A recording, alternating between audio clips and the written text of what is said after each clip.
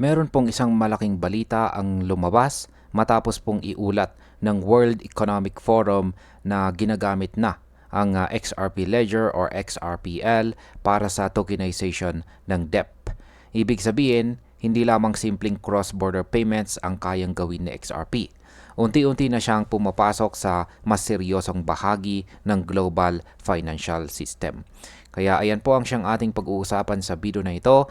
Pero bago po tayo magpatuloy ay pakibasa na lamang po muna ang disclaimer dito po sa ibaba ng ating screen. Yan, ano nga ba ang ibig sabihin ng DEP tokenization? Ang DEP tokenization ay proseso kung saan ang tradisyonal na mga financial instruments gaya po ng utang ay ginagawang digital assets gamit ang blockchain. Sa parang ito, mas nagiging mabilis po ang issuance, mas malinaw ang transparency, at mas efficient po ang settlement.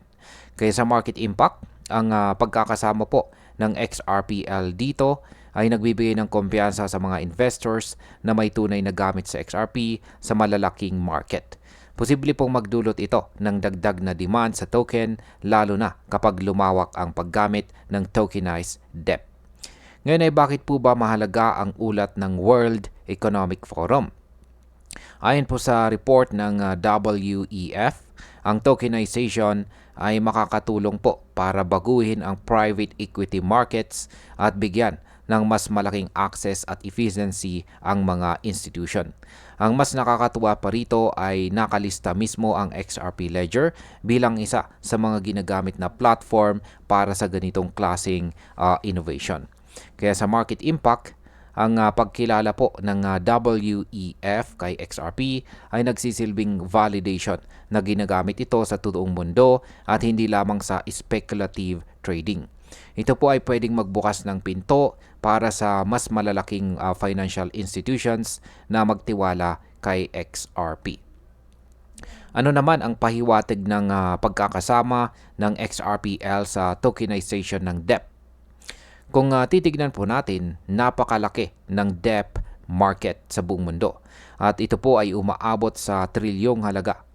Kapag nagkaroon po ng mas malalim na integration ng blockchain sa sektor na ito, maaaring makita po natin si XRP bilang pundasyon ng digital finance na nakatuon hindi lamang po sa payments kundi pati sa iba pang mga financial products.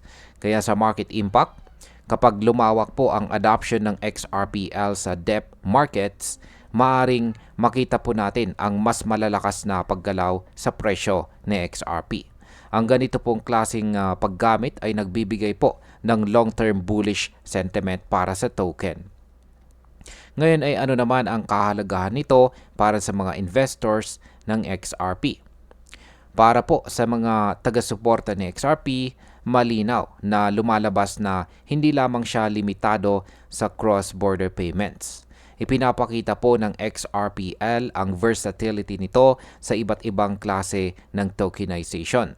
Ang diversification na ito ay malaking tulong para manatili ang relevance at saka utility ni XRP sa hinaharap. Sa market impact, kapag patuloy po na lumalawak ang mga project ng tokenization gamit po ang XRPL, posible pong dumami ang institutions na gagamit nito.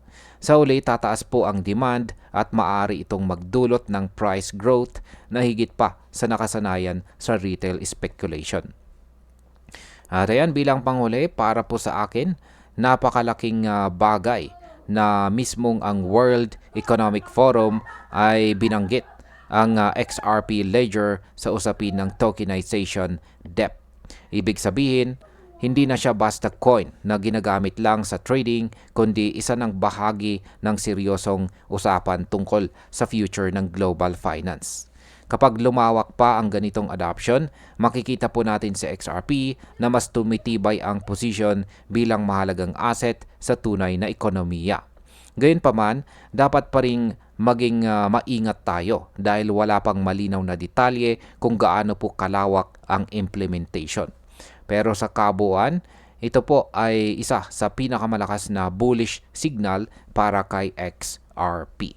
At ayan, hanggang dito na lamang po tayo sa video na ito mga ka-crypto. Marami pong salamat sa panonood. Ingat po tayo lagi at God bless po sa ating lahat.